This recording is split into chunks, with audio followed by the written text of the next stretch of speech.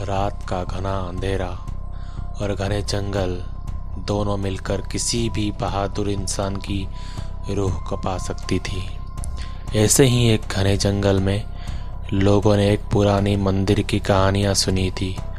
कहा जाता था कि वो एक भूत का वास था जो अपने शिकार की तलाश में रहता था। उसी गांव में एक लड़का रहता था जिसका नाम अजय था। अजय एक जिज्ञासु युवक था। अजय इस कहानियों को सच मानने के लिए तैयार ही नहीं था। एक रात अजय अपनी दोस्त रोहित और मनीष के साथ जंगल की ओर रवाना हो गया। उसने ठान लिया कि वो इस रहस्य का पर्दाफाश करेगा।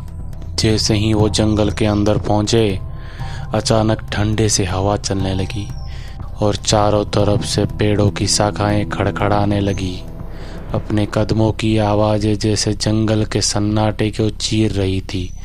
कुछ देर के बाद उन्होंने एक पुराना मंदिर दिखाई दिया। मंदिर के द्वार खुला था, मानो किसी का इंतजार कर रहा हो। अंदर घुसते ही एक भारी धुआं सा उठा और तीनों ने देखा कि दीवारें पर अजीब अजीब चित्र बने हुए थे। उन चित्रों में एक ही चेहरा बार बार उभर रहा था, एक बूढ़े साधु का चेहरा। अजय ने अपनी दोस्तों से कहा, हमें मंदिर के अंदर चलना चाहिए, शायद हमें कुछ सुराग मिले। जैसे ही वो मंदिर के अंदर घुसे, अचानक दरवाज़ा जोर से बंद हो गया। अब वो अंदर फंस चुके थे। मंदिर में एक पुराना तख्त पड़ा था जिस पर धूल जमी थी। तख्त के पास ही एक चमकती हुई वस्तु दिखाई दी।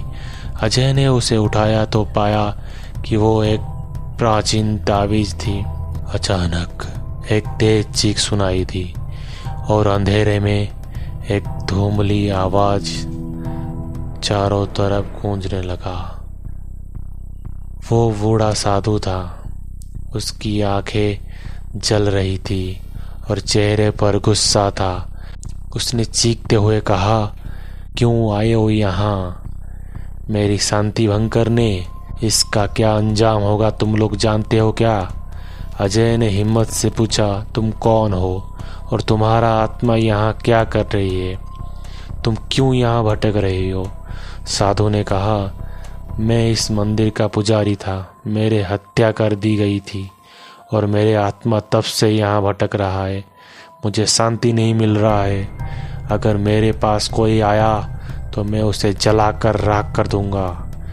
मुझे मोक्ष नहीं मिला है। मैं अब इस दुनिया को चीर के रख दूंगा।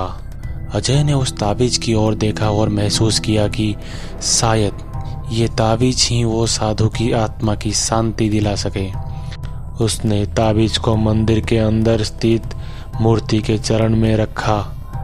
अचानक एक तेज रोशनी हुई और साधु धीरे धीरे ऊपर चलने लगा और साधु की आत्मा को शांति मिल गया। दरवाज़ा अपने आप खुल गया और तीनों दोस्त बाहर निकल गए। उन्होंने चैन की सांस ली और गांव लौटकर ये भूतिया कहानी सबको सुनाई। अब वो मंदिर फिर से शांतिपूर्व हो चुका था।